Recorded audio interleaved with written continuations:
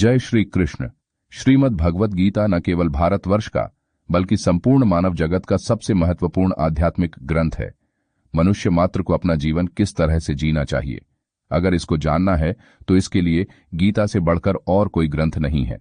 गीता मूल रूप से संस्कृत भाषा में है, जिसकी व्याख्या कई संतों और महापुरुषों ने विस्तृत रूप से की है।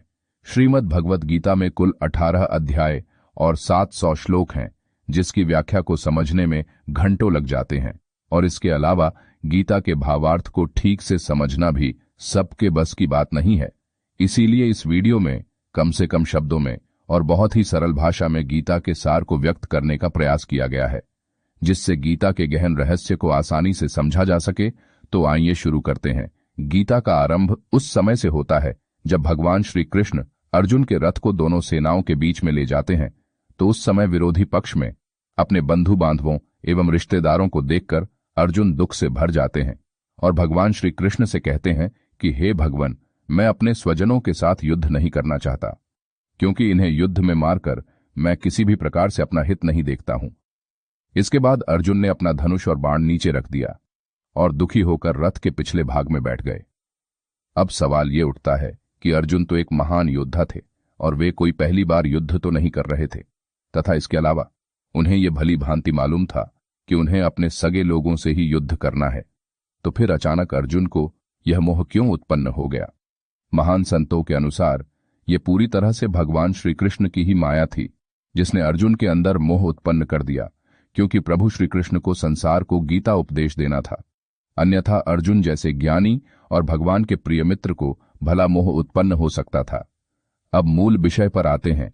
अर्जुन को इस प्रकार दुख से द्रवित देखकर भगवान श्री कृष्ण ने कहा कि हे अर्जुन, तुम बिना वजह इस समय मोह से ग्रस्त हो रहे हो, क्योंकि इस संसार में जो जन्म लेता है उसकी मृत्यु निश्चित है। मनुष्य अपने जन्म से पहले भी नहीं था और मृत्यु के बाद भी नहीं रहेगा।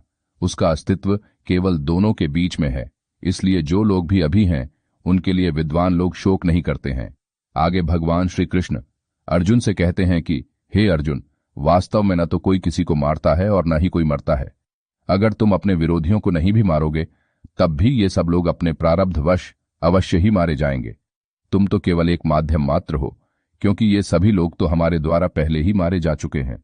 और ये बात महाभारत के बाद सत्य प्रमाणित हुई, जब बलशाली भीम के पौत्र बर्बरीक, जिनका सिर भगवान श्री कृष्ण ने काट लिया था, कहा कि उन्होंने देखा है कि सबको भगवान श्री कृष्ण ही युद्ध में मार रहे हैं।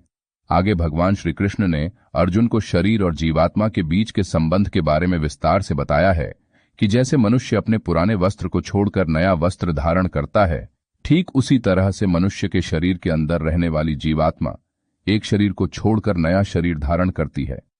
भगवान आगे कहते हैं कि यह जीवात्मा अविनाशी है और इसका किसी भी प्रकार से नाश नहीं हो सकता है। इसको न तो कोई शस्त्र काट सकता है, न आग जला सकती है, न पानी गला सकता है और न ही वायु सुखा सकती है। इसलिए इस नश्वर शरीर के बारे में मनुष्य को शोक नहीं करना चाहिए। इसके बाद भगवान श्री कृष्ण अर्जुन को इंद्रियों और विषयों के संयोग से उत्पन्न होने वाले सुख दुख से व्याकुल नहीं होने को कहते हैं। भगवान श्री कृष्ण अर्जुन से कहते हैं कि उन्हें सभी आसक्ति जनित कामनाओं का त्याग करना चाहिए, क्योंकि आसक्ति जनित कामनाओं की पूर्ति होकर भी नहीं होती है। मनुष्य बूढ़ा हो जाता है, किंतु उसकी कामनाएं कभी बूढ़ी नहीं होती हैं।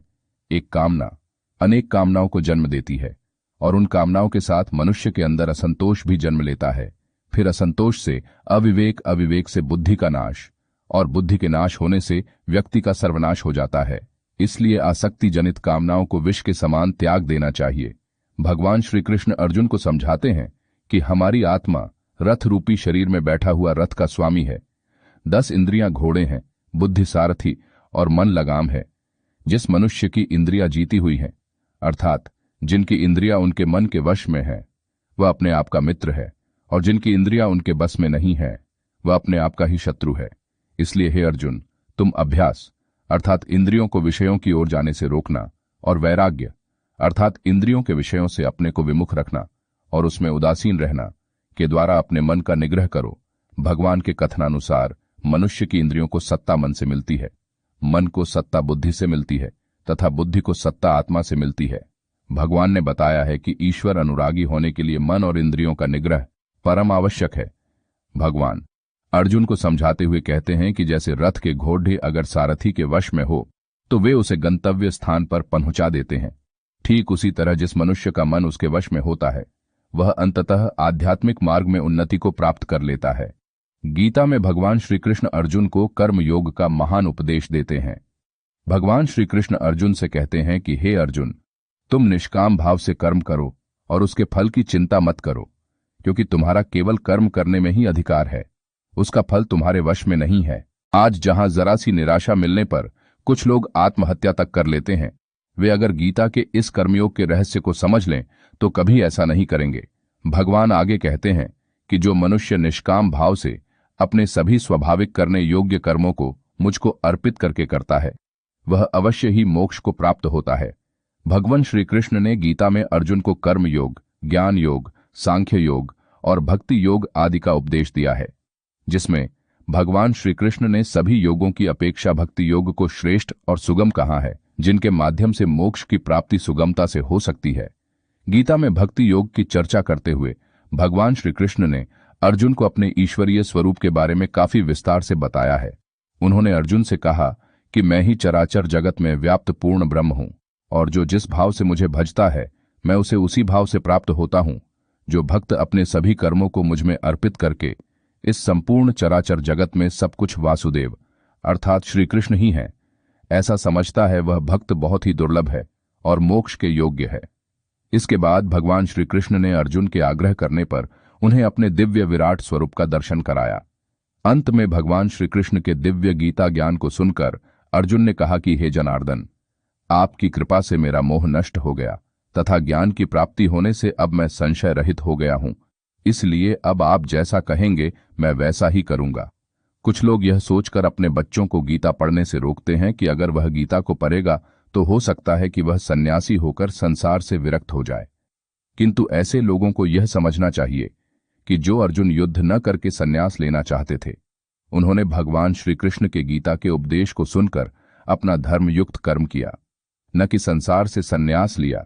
तो ऐसे में यह सोचना उचित नहीं है कि जो बच्चे गीता का पाठ करेंगे वे संसार से विरक्त हो जाएंगे। अगर यह वीडियो आपको अच्छा लगा हो तो इसे लाइक, शेयर और सब्सक्राइब करें और साथ ही बेल आइकॉन भी जरूर दबाएं, जिससे हमारे चैनल के सभी नोटिफिकेशन आपको मिल सके। फिर मिलेंगे एक नए वीडियो में, तब तक के लिए जय श्री कृष्ण।